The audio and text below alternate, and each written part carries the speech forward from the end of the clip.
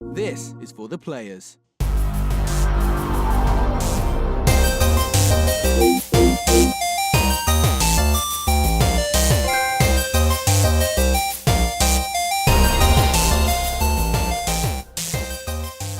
I'm Ryan Betson. I'm Josh Saunders. And this is For the Players, the pop culturist PlayStation podcast with over 40 years of playing PlayStation and 6+ years in the games media combined. We thought we'd throw our hat into the ring and join that PlayStation conversation. This PlayStation conversation happens every Monday morning at 9 a.m. Australian Eastern Standard Time on YouTube and 8 a.m. on iTunes and the other podcast services. If you'd like to be a part of that conversation, please join us on Facebook, join us on Discord, comment below. Or if you're feeling generous, join us on Patreon at patreon.com/thepopculturists.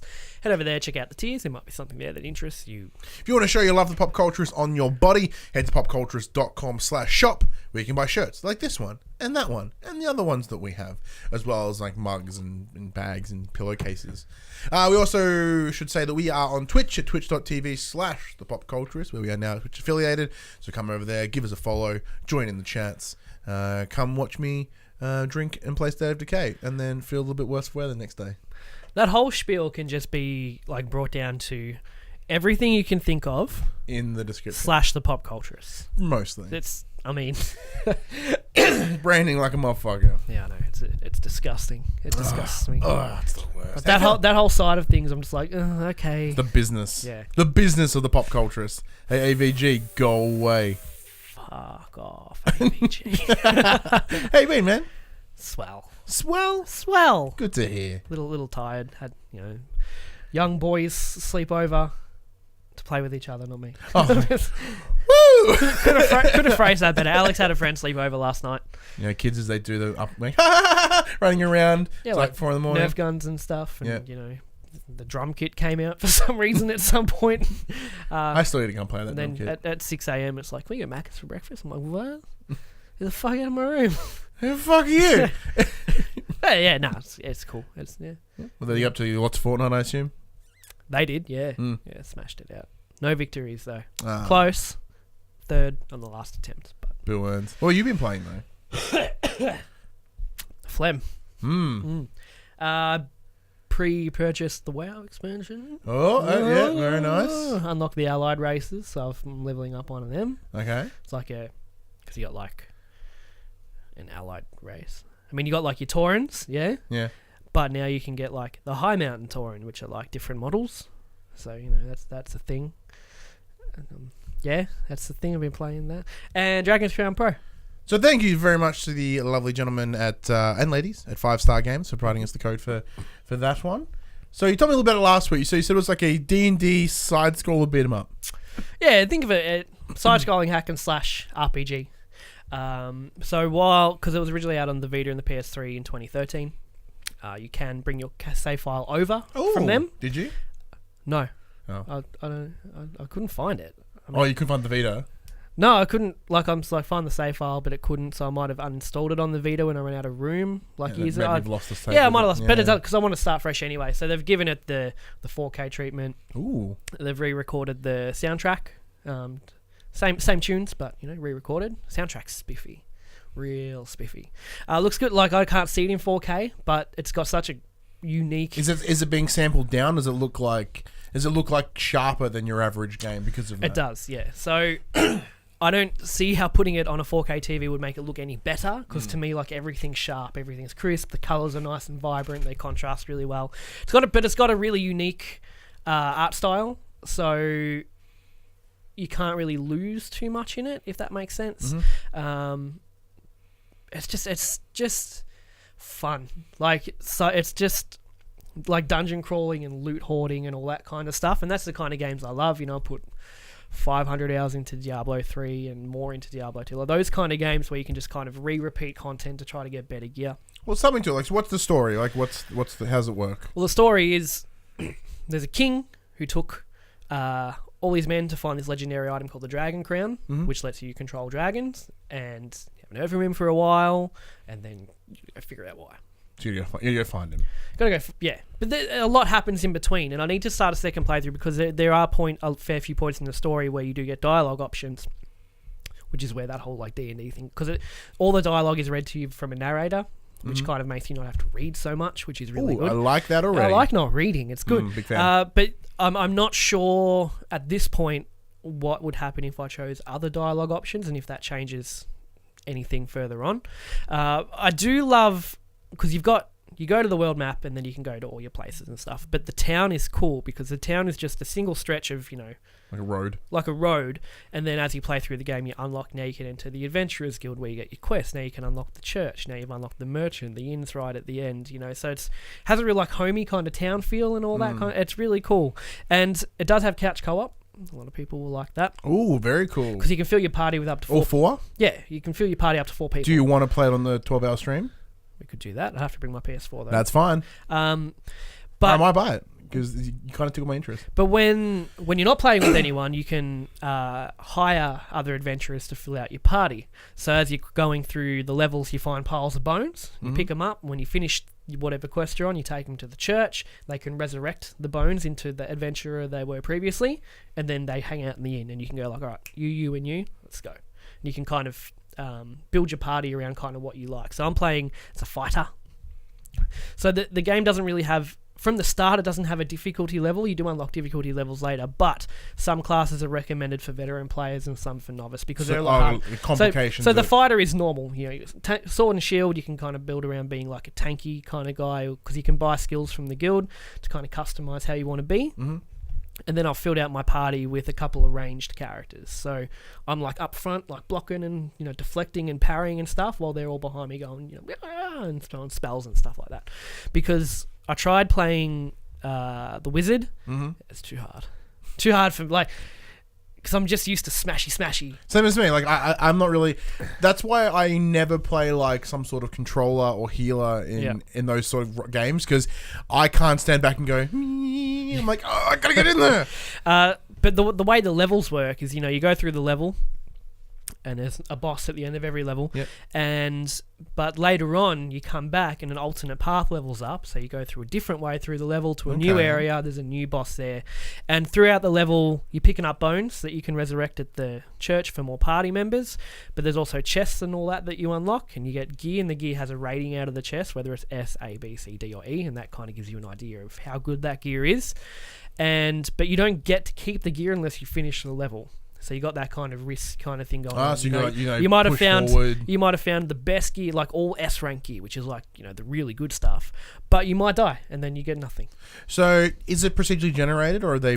No, not the layout isn't, but the enemies you face and where they are and how they come about and the different traps in the level are.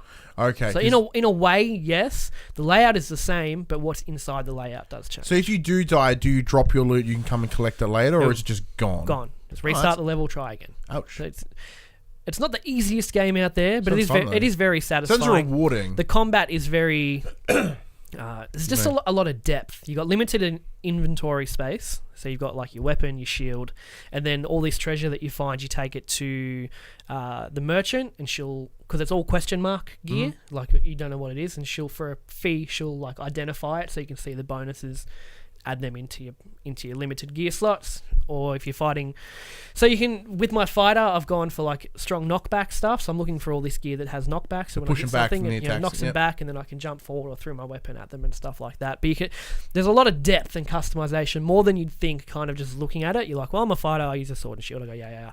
But because you can purchase your skills in the order you want to purchase them, and wear different kinds of gear with different kinds of bonuses, you can really kind of build your own character. Outside of building your own character, can you then upgrade the remainder of your squad? Can you go in there and I'm going to tweak with your abilities? Tweak with you? Okay. No. So as you resurrect them, you get to see this is the gear they have, this is their level, this is their health pool, and they just play automatically. Okay. Unfortunately, they're dumb as a doorknob. They follow kind of right behind you. So if you walk around a spike trap and go past it, they'll take the shortest route to you, which is straight through the trap. Go slow. So you do have to think about how you're traversing the environment, because your party are stupid. They're idiots. But they get the job done. But another challenge is to play without a party and play by yourself, which is much harder. But I found with the full party, probably my biggest critique of the game is there's a lot going on the screen sometimes.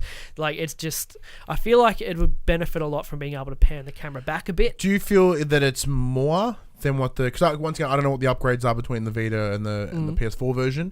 Do you think they've upgraded the amount of sprites in there? Or is it... I imagine it would run better anyway. What do you mean upgraded the You know, sprites? as in, because you said there's a lot going on at screen at once. Do you think there's more going on screen than there was for the Vita version? No, it's the same. Okay. Exactly the same. But I don't know. I think you notice it more on a bigger screen because your avatar, your character, will take up probably height-wise about just over maybe 60% of the screen height-wise. And you got 4 of them. Some are bigger than others, and then you can have 7, 8, 9 enemies, and everyone's throwing their spells, and then you got tornadoes going, there's traps swinging down, and it can be chaotic, but that's part of the fun as well. Just like, fucking Jesus, there's so much but then each quest zone has like little mini objectives and all that. So there was a mission I was going through, I think it was a cathedral, rescuing girls that had been kidnapped. For some reason, all these girls kept getting kidnapped from a nearby town. The vampires are kidnapping them to turn them into vampires. So they're following you through the level, and you fight vampires, but the vampires can bite them and turn them into a vampire as you're trying to rescue them. So you're trying to legitimately... It's not like kill the enemies and get to the end of the level. It's like, no, I need to protect them or I lose the bonus objective and that kind of stuff. At the end of each mission, you get a rating, like how well you did, because there's a score counter up the top. A, B, C, D, yes. Yeah. You don't get any XP unless you finish the level either. Oh, wow. So it does kind of... It feels like you can do a level and go, this is a bit too hard. I'm going to do the last level a couple more times. But because of how everything changes in the level, you don't feel like you're grinding the same thing over and the boss at the end is always the same, but how you get there is very different. Awesome. Very cool game, like very just dungeon finding, and you can play online as well. Like you can find groups online if you want to play with other people. Cool. But I do want to try, like my next save, I'm going to choose all the other options that I've chosen so far, but also kind of try to play by myself without any party members. Oh. Up the challenge. Does the difficulty scale depending on how many party members you have? No. But it is quite hard even with 4 party members. Okay. But I feel like a lot of the difficulty is from lack of being able to fully see what's going on, and kind of having more party members makes the enemies a bit more unpredictable. Like if it's just you know, well, they're going to come at me. Whereas party members, you know, this one might be up here doing this and that one's attacking that one over there. So it makes it hard to judge kind of what they're going to do. So I feel like playing by yourself might be a bit more of a challenge, but a bit more rewarding as well. But it's a very rewarding game. You know, the combat's nice and sharp, like you feel the hits. And the art style is really what got me to start with. Like I said before, it's a little bit... Sometimes you look at one of the girls and go, okay. No, boobs. Okay. Because like the merchant, for example, is wearing one of those tops that's like just a cross over the nipples, you know what I mean? But her avatar, which takes up 80% of the screen, is from like belly button facing up. You know what I mean? So you're like, yeah, okay, righto. But... Same thing with like the male characters too. The dwarf, for example, he's just as wide as he is tall, with just fucking muscle and like over the top character design. Yeah, they're very over the top, but it fits the aesthetic and it doesn't take away from the experience. It's just, you know, it's very cool. I highly recommend. It's well worth the price, and because you can also still cross play with people on the Vita and the PS3 as well. That's awesome. And if you did happen to play it 5 years ago now, you can bring your character up and keep doing that. It's very cool. So Dragon Crowns Pro is available right now at all your good retailers and stores and stuff. What about you? Well, my week's been a little bit quieter. I have been playing more God of War, still chipping away at that plat. I'm now 5 Valkyries deep. I finished Niflheim, the Smog one. That was fun. That was a good grind. I didn't mind. A lot of people thought it really killed the pace of the game, but I thought the opposite. It's like, well, no, now I can go at my own pace here. Well, because I did it after the story, I did the same thing. Yeah. Then it didn't remove anything. Like it's for me, it was I'm here to clear this area out. Yeah. Therefore, it didn't fuck with my like timing. But I was thinking about that as well. I was thinking that because you know, like games like Skyrim, for example, it's like, you know, you're the Dragonborn, dragons are coming, and then you spend 100 hours dicking about, fucking killing farmers and stuff. But with God of War, your journey doesn't really have that timer on it, and I think that's what really helps with the pacing, is because every time you go do something else and the Tracer's like, well, why are we doing this? He's like, you know, the gear we find here will help us on our journey. You know, all that kind of stuff. It's like, I'm not... Like, me doing all these side missions aren't taking away from the pressure of getting the main mission done because there is no time limit. Like, there is no rush to get that journey done. It's all about getting the ashes to the mountain. Faye's already dead. She's not going to get any more dead. You know what I mean? Like, the only option is to bring it from A to B. Yeah. And because they said there's no rush, there's no urgency. Yeah. This is just another thing that Santa Monica have done incredible with this. But Niflheim was a lot of fun. It was the grind was good. I hated those big fuck off blades. Everything else was fine. Oh, they were alright. But once you get that upgraded armor that kind of absorbs a lot of that, I could do a full run of it in no time at all. Did you get the talisman as well? No, I didn't get the talisman. There's a talisman where you can use it once every 40 seconds and it replenishes it as well. Oh. I got that early. I found I didn't even need it by the end of it. Yeah, anyway. what I would do is I would literally just do a run. I would stop, get the chests, whatever, punch my things, and then by the time I got around, I would have about 8,000 or something. Yeah. Full run can net you between 6,000 and 8,000. Yeah, so about 7,000-8,000 things, and I'm still got. And like it half only of it. takes 10 minutes, if that, to do a full run as well. Yeah, and then because the whole idea was you do have to get many tens of thousands of these to sort of clear out everything, but it felt good. Like, it was a good grind. I really enjoyed it. And it's good enemy variety. Like, in the same lap you would get elves. The enemies change it every time. Draga. I always restarted it when it was the Revenants, so. Yeah, fuck anytime Revenants. I come out and there was Revenants there, I'm like, because if you just go back up to the safe place, it resets again. So I'd always reset it if there was Revenants. I can't be. Yeah, like it's procedurally generated, but also not. Like, when you do it enough times, you can understand. I've done this one before. Yeah. Yeah. You kind of know where, because there's always the rune chest in there. Yeah. You can kind of, when you get there, you're like, I know, up there, and there. Yeah. No, it's a good grind though. I don't know. A lot of people, said it kind of killed the flow of the game, but I think the exact opposite. It was nice if you play it after, yes. Yeah, and I just chuck Netflix on while I'm. Yeah, I was listening to podcasts and I was just chipping away. Sorry, and it helped me get better at combat too, because you're fighting all the time and you're constantly dodging. Yeah, so combat training. Look at that. Yeah, it was good fun. Obviously took out the Valkyrie in there. So that's 5 Valkyries down. Have you done the Muspelheim? That's what I've done. I'm up to like level 5. Oh, there's only 6 levels, so you're. Yay! There's Valkyrie at the top. Yeah. Hardest one in the game. Other than what happens when you kill all the Valkyries, that Queen. One in particular, that took me the longest. It was about 2.5 hours. Shit. I found the thing that, because there's a thing that killed me every time and it was making me mad, but then I figured out the thing that stopped that thing from happening. Not going to tell you what it is though. You can figure that out yourself. Damn. But yeah, so I've cleared out pretty much Niflheim, which is essentially the challenge modes from previous games. Yeah. It's like a tower challenge, just like 6 levels, and each of them have three waves. It's like kill 100 enemies. The trophy, you have to do all the hard mode ones. There's a trophy for I just did whatever it was. Yeah, there's a trophy because when you get to the top, it unlocks doing them again, but in a harder mode. Okay. There's one in there that just drove me fucking insane. It was shit. I was kind of hoping that would get the trophy. No, it was survive 6 waves. One of the ones that survived 6 waves without taking any damage. Yeah. And it just, that one nearly broke me. It made me think I'm just not getting the plat anymore. Yeah, well, so I want to get the plat, so I'm gonna have to push through. Damn it! But you might get it first go. But I don't know. I think I've been playing for about 10 hours at that point, so I think I was just kind of done. Burnt out by it. But yeah, so stepping away from PlayStation, I've been playing State of Decay 2. Xbox Australia sent us the code through that one, so thank you.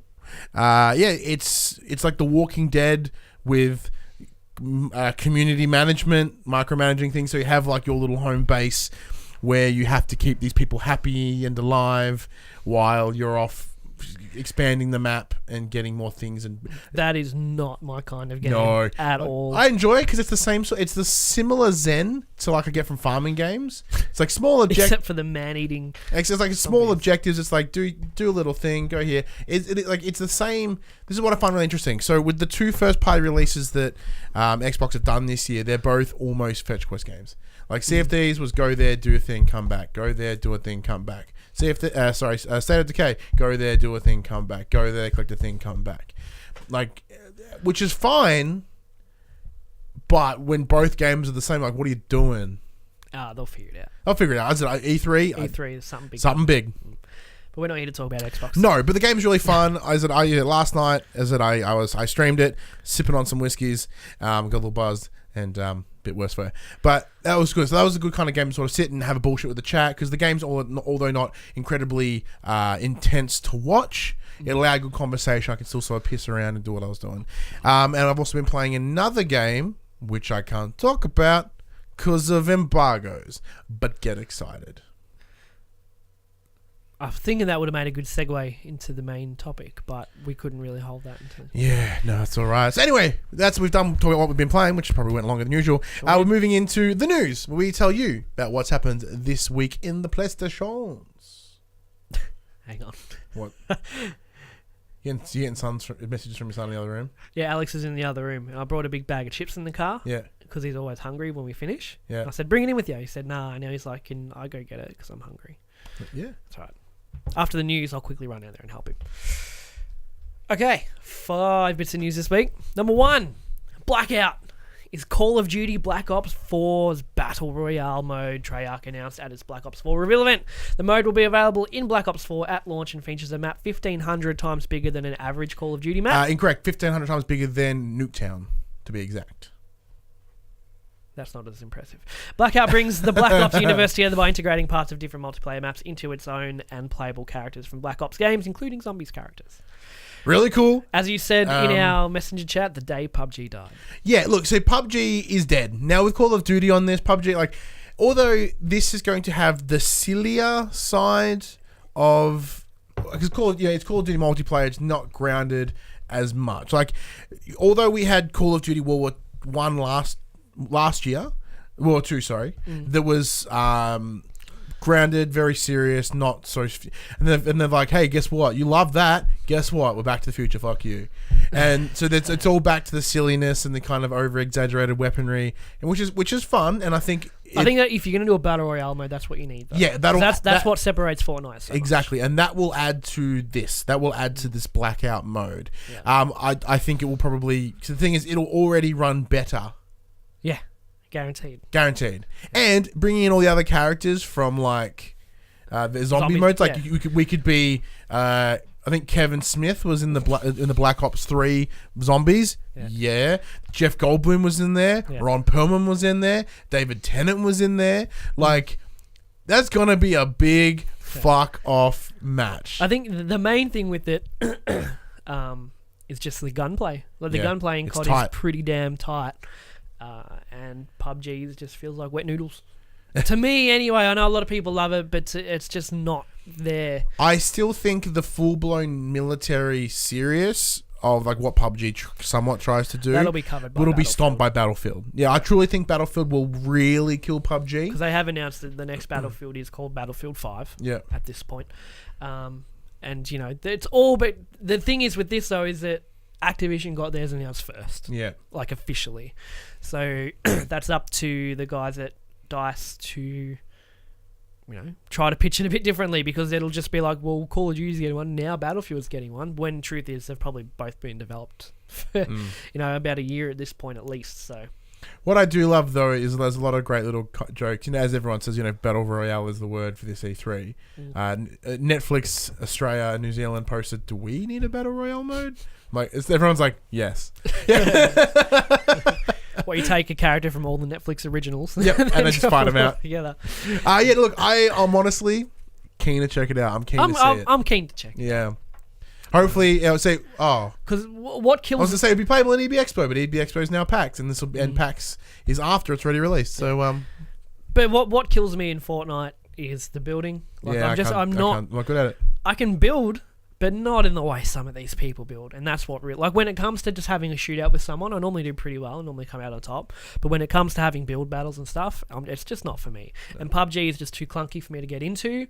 So maybe. And all those network lags you get. As much as cynical as I am, I'm like, oh yeah, of course COD's having a battle royale, you know.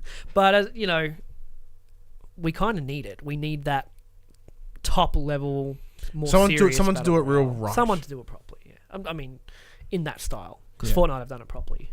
Yeah, you know what I mean. Number 2, we haven't talked about the Vita for a long time. It's not even in this room. And it's always set. Yeah, it is. It's right there. Oh, That's PSP. It's not in this room because I was playing God of War on it, so it's in the lounge. Okay.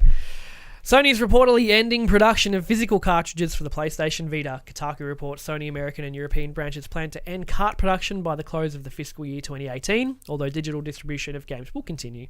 Sony's 2018 fiscal year ends March 31st, 2019. According to Kotaku, the news was revealed in a message Sony sent game developers, in which Sony asked all product code requests be submitted by June 28th, 2018. That's pretty soon cut off. With final purchase orders entered by February 15 of next year. A rep from Sony has confirmed to IGN that the Vita physical cart production will definitely be ending, and Kotaku's report is accurate. Oh, man. Oh, I mean, it's not exactly a surprise. Do you know, every single time I've gone to EB Games for the last 3 years, I check the Vita games, hoping someone's traded in Persona 4 Golden, and I can buy it.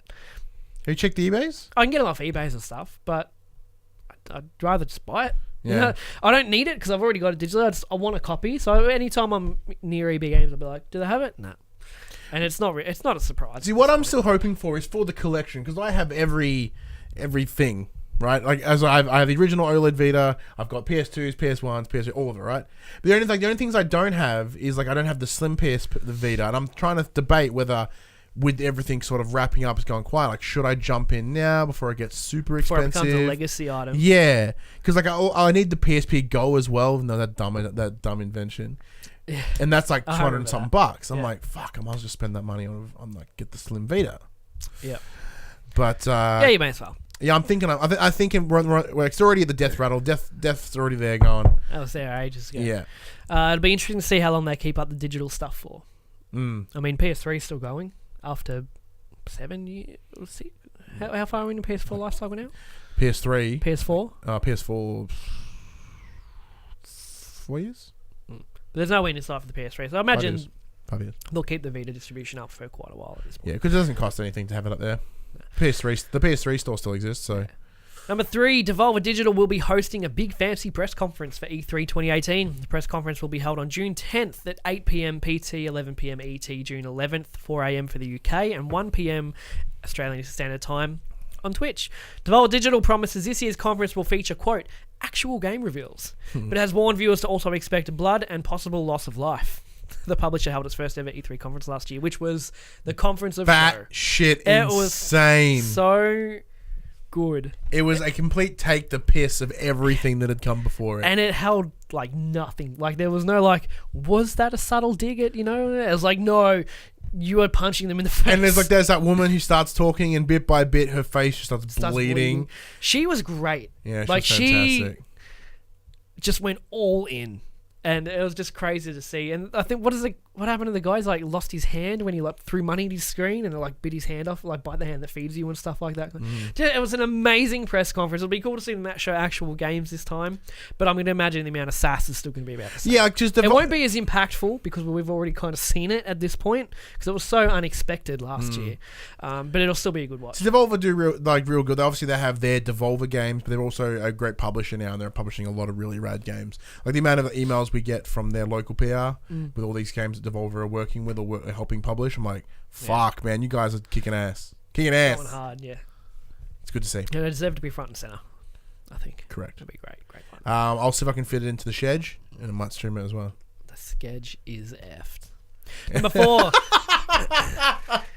The Division 2 will arrive before April 2019. Ubisoft revealed the time frame for the sequel in the company's 2017-2018 earnings report. The Division 2 was announced in March, though details were sparse at the time.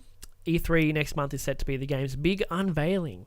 Now, The Division 2, along with The Crew 2, won't be the only big games for the company within the next 12 months. Ubisoft also mentions an unannounced franchise title will come out before us. So yeah, guaranteed Division 2 by April 2019. That's cool. That's good. Real good. It'll probably be April 2019. Well, it maybe, depends. I said that before because they said it says arrive before within the next 12 months. So it could be the end of this year. It could be early next year. There's any point within that. Which is I don't think it'll be this year because they still have Division 1 updates scheduled until I think October or November this year. Okay, therefore it's early next year. So I think it'll be early next. They'll give it a couple months. Here's the final update. Enjoy it for a couple months. Ubisoft have a lot of success with releasing in March. So where they had Ghost Recon was March. I had more to that. Oh. Speculation suggests that the game could be, I don't know what that means. Splinter Cell which was notably listed on Walmart Canada, as we said last week. A game called Skull and Bones was supposed to or release Watch this year Dogs too, or Assassin's Creed, apparently. but has been delayed 2019. Yeah, so Skull and Bones was there with Sea of Thieves being announced. Like, there was the whole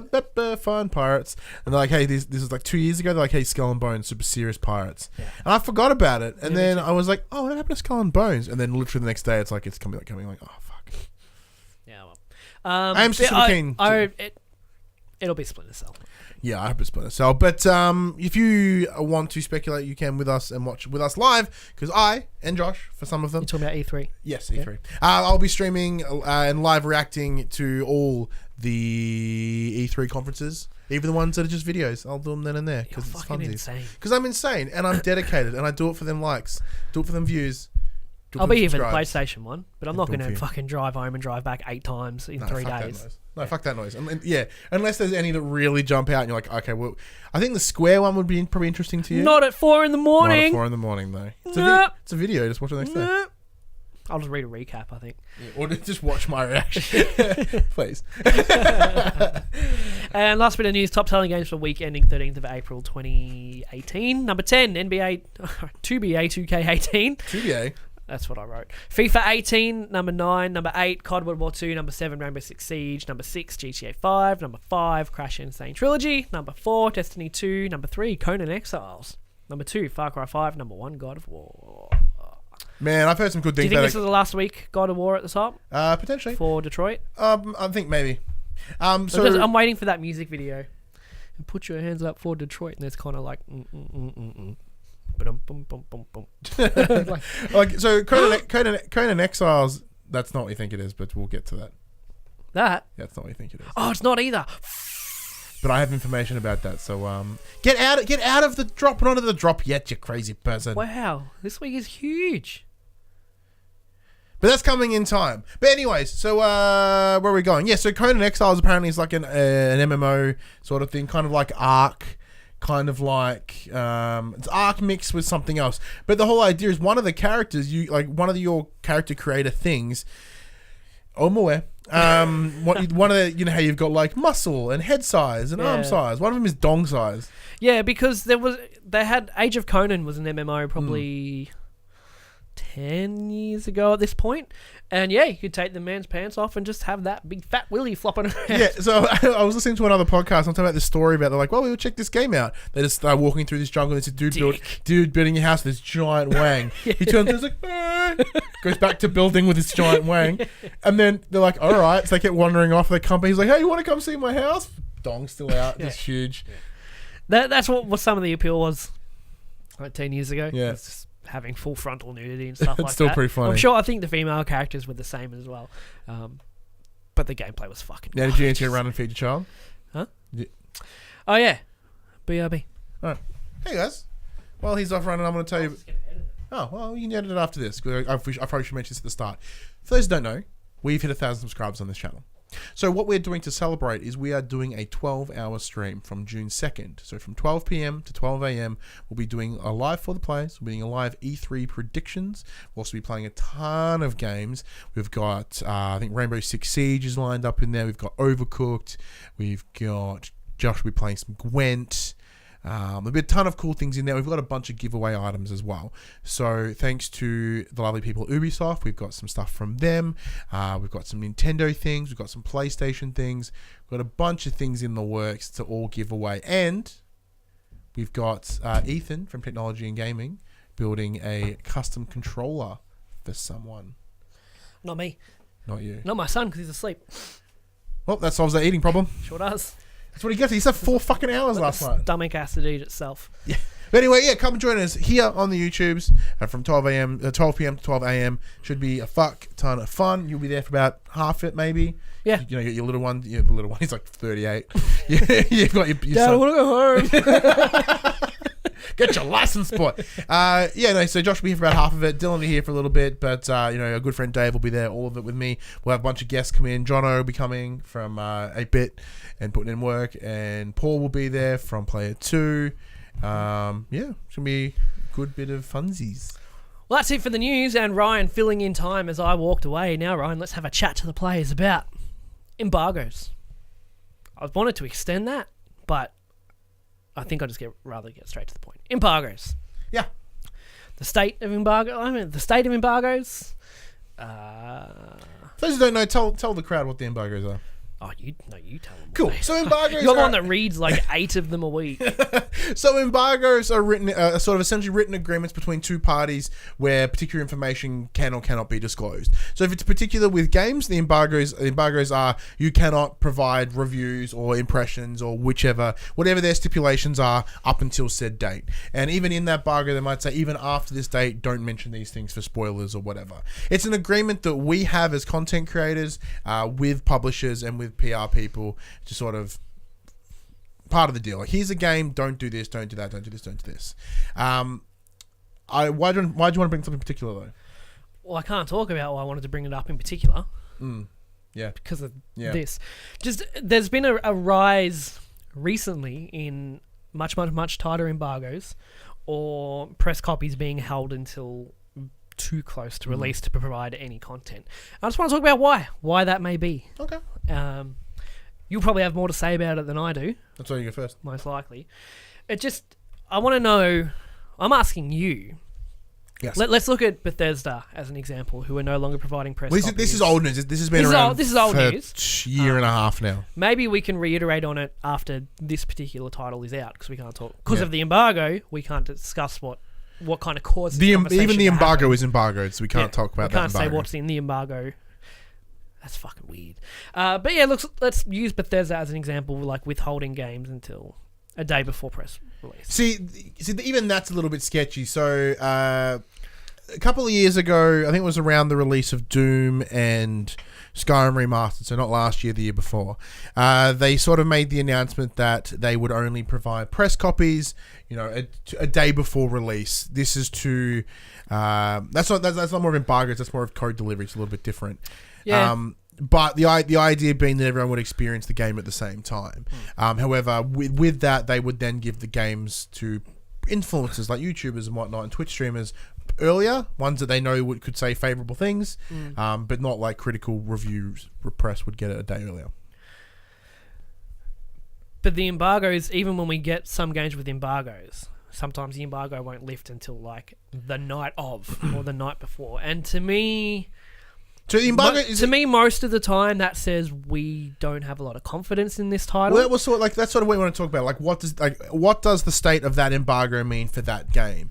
So a particular example, there was like Assassin's Creed, right? This is Assassin's Creed Unity, I think it was. The embargo for that game was actually 6 hours after released. Why was that, Ryan? Because the game was broken. Game was fucking hot. Yeah. Mess. So in the past, there has been reasons as to like evidence as to why you would think a publisher or a PR company would have the embargo afterwards. But afterwards is bizarre. Yeah. Like, but that before we get into that, mind. though, I want to talk about like the positives of the embargo, so then we can sort of add on to that. So the embargo is designed with one thing in mind. The idea being, obviously, one, hold the message until it's okay, and allowing an even playing field. The big thing for us is we, as small YouTubers, compared to IGN, compared to all the big guys, we all follow the same embargo.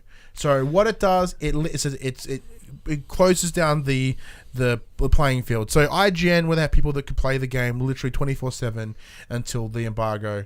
And so if we all got the game on, say, Monday, there was no embargo, IGN would have the capability to get that review out the next day. We on the other hand wouldn't. So by them saying the embargo is next week, but there are a few other things come into play with that, because a lot of the time that's the idea. But a lot of the time, IGN and GameStop will get their codes 2 weeks before, and then the smaller ones get it a few days before. Yeah, look, don't get me wrong. And so the embargo is there, obviously, so everyone can put out content at the same time. But you're not. It doesn't matter.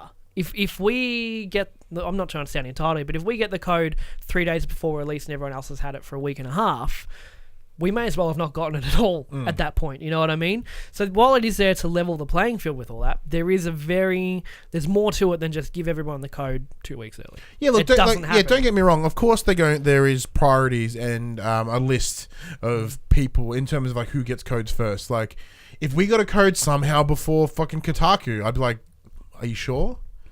You know what I mean? Like, as an example, I'm like, wouldn't why? question it.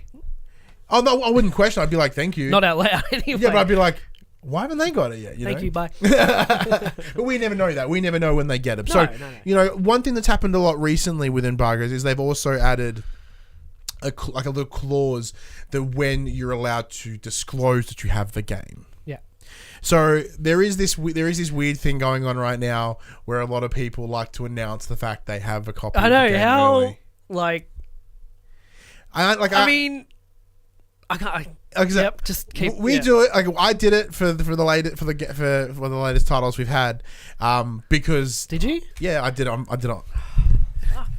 No, only because I saw everyone else did it. I'm like, well, we're trying to be a prominent, one of the most prominent PlayStation. No, but that's YouTube our shows thing, here. is that we don't Yeah. brag. You know, we don't do any of There's a that. big difference between me going, hey, woo, and going. Thanks to person that I've tagged from PR company in this Facebook status. Yeah. So rather than that, it's just more like, hey guys, heads up, we have a copy as well. When the embargo drops, you know you can get it from us. Which is, in that way, I kind of like it. Because that way, because once again, little guys, if we go, hey, we've got hands on this, you'll hear from us soon. I don't know about you, but if I had I'm like, oh fucking A. Like, especially if it's a little guy. Okay. And I'd be like, oh, that's real cool. Because if IGN we have the X game, I'm like, okay. Oh, really? Really? Woo! Surprise. Yeah, that's not no big deal. But when I hear buddies of ours that are like, hey, we've got they make stats, we've got the game too. I'm like, fucking hey, cool. Yeah. And that part, and it helps you get the hype up with your audience, which is really good. So it gets that little bit of a, oh shit, this game, Like, so I see here's our that. review. It sucked. It's a little weird. It's such a weird thing because it's only really recently, and I think it sort of come as a backlash because I know there was an F up a little while ago. A while ago, there was a bit of an effort, bit of a confrontation with some people announcing they've got a code early, and then some bigger people were like, why does this shitbox channel have, not the exact conversation here, I'm paraphrasing from what I know, but the whole idea is, why did they get it first and I should get it first? Yeah, which I want it now. never do. As even small time media, big time media, you never do that. Like, I know one particular Australian big channel that does it all the time. They'll always make some sort of passive aggressive post if they don't get a game. Why we're not reviewing blah? Exactly. Because they didn't give us a code. You know what I mean? Like, that's not cool. Fuck off, mate. But the crux here is when you have the embargo so close to release date, to me that's just like red flags. Like, something is wrong with this game. You don't have confidence in it. It'll be pushed as we don't want spoilers on the internet early. It's a story-driven game, and we don't want to have the ending leaked and that kind of stuff. But the people that would get leaked for, I think, pales in comparison to the people who might not buy it at all because they couldn't get impressions early enough on release day. Because release day sales are super important. And if the embargo is not until release day, then that's going to stop people from pre-ordering because they're going to wait until they can see. So you're kind of shooting yourself in the foot either way. Yeah. But majority of the time, if the embargo is midnight of release day, the embargo drops, to me, I'm just like, well, I'm not getting this game. Yeah. I think there is a fine... excuse me. There is a fine line. Because Bethesda, everyone was like that with Doom, and then Doom came out and people were like, this game is fucking amazing. Which was like, well, why did you hold it so much, So it can mean the complete opposite. Bethesda we have so much confidence in Doom that we feel like we can do this and not be affected by it at all. And they are right, because Doom was incredible. Still incredible. To you, the music for you. Yeah, the music is still incredible.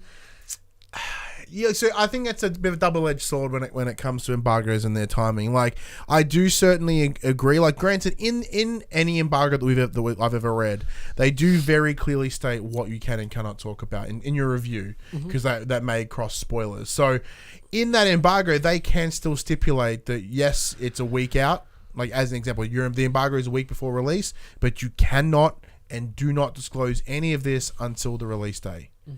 And that part I'm okay with. Atlas But- were like that with Persona. Yeah, Atlas were like, you cannot stream past this particular time. Yeah. Yep. And That's then fine. they were like, now you can't stream ever at all. And like Ever. an example with Pokemon in the past, they've said, do not talk about these following Pokemon. You know, and I'm like, okay. Or this town name. Yeah. Fuck does that matter? But okay. Yeah. I mean, the thing, and you break it, you've just lost your contact forever. Like, you're blacklisted, so they are super, super important. Like, it's not a legally binding contract by any means. No, but you get on the shit. You get So on the there's two shit kinds. list. There's the embargo, which is more of a spoken agreement, and there's the NDA, which is an non-disclosure agreement is very different. That is a signed document that you can get fucked up with. You'll go to jail, mate. Yeah. But yeah, just seeing this trend lately, particularly with this game, we might have now. No, we mentioned that we have it. Just a strange embargo that it's like because it's out next week. But we can't even. Yes, nothing. We can't even talk about when the embargo drops, which is fine. Like, so, I don't have a concern. I think it's more of a case by case basis. When Assassin's Creed Unity, as I mentioned, after 4 games have been pretty janky and they don't release until the same day, I'm like, there's a problem here. Your track record says otherwise.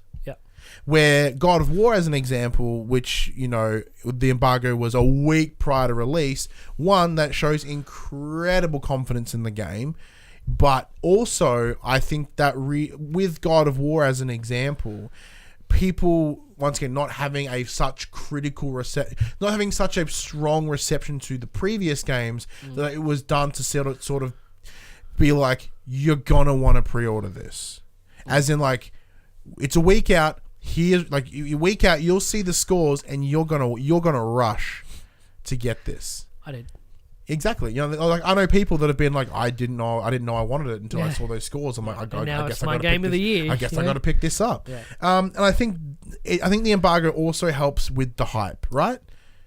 It can also help push that out, because, like, even I myself, there are games that we don't have access to, and that's fine by us. And I'll still check out the reviews. That's fine by us. No. As I said, we are very lucky for the size that we are to get the access that we have. So, like, we are incredibly grateful. Like, do not consider this video us bitching and whinging by any means, because I guarantee I'm positive that it's like, I am not in any. So I'm incredibly grateful. It's more of a discussion. So, like, I always wondered, so how it affects consumers, right? Like, us as content creators, it's fantastic. It gives us that even playing field, as I mentioned. It gives us an advantage. It gives us a time frame to work with, which I really like. And as I think it's great for us comparative to the bigger guys. For consumers, I think it lets them know a lot about the game that is happening, with what they're going to get. And I think that's kind of cool. What? I don't know where I was going with that. Who did know where you're going with that? The community, because you reached out. I did reach out to the community, and we got a lovely string of responses from 2 fine fellas.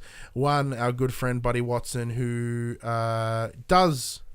He sometimes work, like, he works in games media, quote unquote, but doesn't. He's still a little guy. He doesn't have access to a lot of the things. And then we've got my buddy Zach from Well Played, who has been doing this for years and has many contacts and has read many embargoes. So let's go. They've had a bit of conversation with us. Let's jump from this one. So Buddy jumps in and goes, embargoes in general are a good thing. Creates fairness on release instead of getting advantages or disadvantages distributed based on who gets stuff distributed to them first, which is yes and no. Levels the playing field, as we mentioned, and actually supports supply chain, as stuff sent early can guarantee everyone has it ready for release date, which creates a strong marketing launch. Being everywhere at once, stock sells more stock. Zach goes, to further Buddy's point, it means mostly that you get a decent in-depth... Sorry, touched your leg. That you get decent in-depth coverage of said product instead of outlets crapping something out to be the first reviewer for clicks. That happens anyway. It still happens anyway sometimes. Embargo times matter also. If an embargo breaks after a game launches, as in it drops, you know they're worried about reviews in some regard. Doesn't mean they'll think it'll be trash, but they want to cash in on it as many pre-orders as possible. Most, quote, good games you will give customers a day or two before launch, unless you're Sony and you're given a week. which is rad. But he also jumps on a couple of different things. The great embargo early examples are Metal Gear Solid 5's lifting on the 24th of August, which was Kojima's birthday, with the game releasing on the 1st of September, and obviously more recently God of War. Showed extreme confidence in what they had and used it as a tool to generate more buzz and hype. Star Wars Last Jedi broke embargo this year of physical release, and it came out on a Saturday instead of a Monday. So when I came to work and saw the stand had stock out on Sunday, I was really panicking and raced to someone to say what the fuck and why is it out. And Zach says you also know if review codes aren't distributed early after the release, then something is up. I agree with all that. I completely agree. And so, like, all of them sort of they sort of said mirrored what we said in the good and the bad. I think embargoes are fine. I think it's part of the biz. I think the embargo, the idea of them is fine. The idea is fantastic. They can be misused. I'm yet to deal with one that's misused. Mm-hmm. We've been pretty lucky. The ones we've dealt with have been relatively fair and straightforward. But I can certainly see why they would be crap. What do you think of embargoes? You as the, I got some other media buds that sit and watch these videos. Let us know what you think in the comments below, as well as those that are just some good old consumers. Let us know what you think. And then we move into, man, I'm really. Where's the segue hungover. there? There isn't a hangover there because my head. I need to get some foods in me. This is where we move into the next section, which is called coming to the players. Oh, can you do it? It's got a gnarly headache. Just go really mid sentence. Yeah, that was rad. Well, embargoes for games that are coming out in the future, but the game's coming out still in the future, but sooner in the future than embargoed games for the future. It's a drop coming to the players for the week of 25th of May 2018. No, not the 25th of May. What's Monday? The 21st of May 2018. Seven Scarlet, PS Vita Digital. This one got me. Bloodstained Curse of the Moon, PS4, PS Vita Digital. Heads up. This is by... I saw Bloodstained and thought Bloodstained Ritual of the Night, which I'm incredibly hyped for, but that's not it.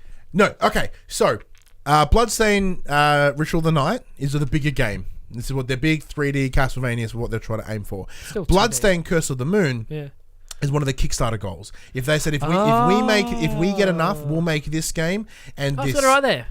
Brought to you by game creator Koji Igarashi. Who's doing, okay. Yeah, so... I was so hyped and then bummed. And now I'm hyped again. So what's great about this is, it's 2D. It's, I believe, side-scrolling. Very old school. So, and what I love about it as well is spiritual successor to Castlevania. They're straight up pillaging different Castlevania names. There's I think there's Curse of the Night or something, and there's a couple of different variants, and they've clearly just Symphony of the Night. There's Symphony of the Night, and they've clearly picked a couple of the different variants. Yeah. I think Castlevania 3 is Curse of something. I don't know, they've picked and chosen, and then they've just sort of do what they did with you and go, No, great, that's sick. Coming in Vita too. But yeah, no, that looks very, very cool. Yeah. Dark Souls Remastered, PS4 digital and retail. Here it runs really good. Yeah, it's Dark Souls. Defender's Quest Valley of Forgotten DX. I wonder if they mean like Triple H and X-Pac. D-Generation X. Holy shit. You didn't get the joke. It's like the Valley of Forgotten DX, and then you find them and they're like... They're fucking pedigreed. It's like this lovely fantasy story. Like, oh, we've found them. Beautiful. Spits water in your face and shit. Detroit Become Human, PS4 digital and retail. Woo! Out on the 25th. Do I read the thing? Yeah.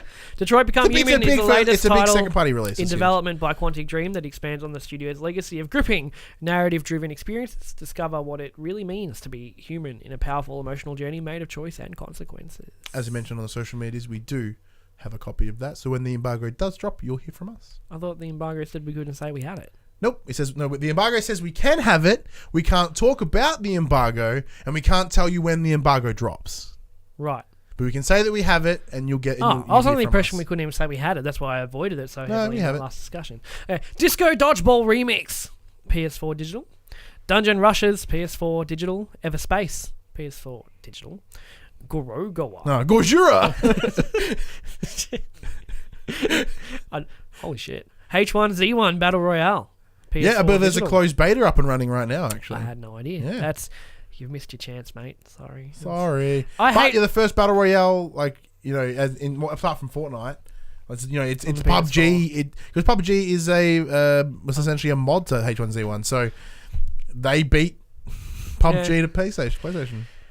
I hate running backwards. PS4 digital. So do I. One Piece Grand Cruise PSVR digital. Pixel Junk Monsters 2 PS4 digital. Shio PS4 digital. Space Hulk Deathwing Enhanced Edition PS4 digital and retail. Stardew Valley for PS Vita with crossbuy. And it's crossbuy. So if you already own it on PS4, guess what? You got it on the Vita. Fuck yeah. Except I play that on the Switch. Me too. It's better on the Switch, sorry. Super Hyperactive Ninja PS4 digital. Tennis World Tour PS4 digital. Let's go a bit further down. PlayStation Music. Which is Spotify, I think? Rapture. Various artists. Okay. That's a soundtrack from a Netflix thing. PlayStation Video, Annihilation. Annihilation is batshit insane. PlayStation View, Robot Chicken. I don't think we have PlayStation View here in Australia. No, we don't. Well, that was disappointing. I thought, let's be exciting and go further down the drop, and then it dropped off. Dropped my excitement. That's it for the drop. As we move into the segment where we share with the players games, movies, books, and other forms of media we think you, the players, will enjoy. Ryan forgot about it again. Did you think of anything? No. Fuck's sake. Can you recommend Wild Turkey Honey, at least? That's what you got shit-faced on last night. Yeah, I've totally been consuming Wild Turkey's honey. I love it. You put it in the freezer, so then, because, it's alcohol, dumb freeze. So it gets that nice chill on it. So when you put it in your glass with your... I picked up some of those little, those ice rocks. What are they fucking called? Yeah. Yeah, put them in there. Put that, the glass gets icy. Keep the glass in the fridge as well. Yep, yeah, and then you sip on it. It's all nice and cold, and it's like it gets a little syrupy. It's beautiful. I love that shit. I drank way too much of that last night. Already because I don't drink that often. So when my tolerance for what it used to be, is so much less. That's the first alcohol review on For the Players. 18 plus. Yeah. Drive safely. Don't drink and drive. Only because I haven't thought of anything else. What about? I'll look around the room. That's fine. I'm going to recommend a book called Blindness by Jose Saramago. I've been reading it lately. Premise of the book, called Blindness. There's a sudden influx on 95% of the population where they all go fucking blind. Oh shit, I was right. So the book follows various people kind of dealing with this. It's very dark, very dark, just unsettling imagery.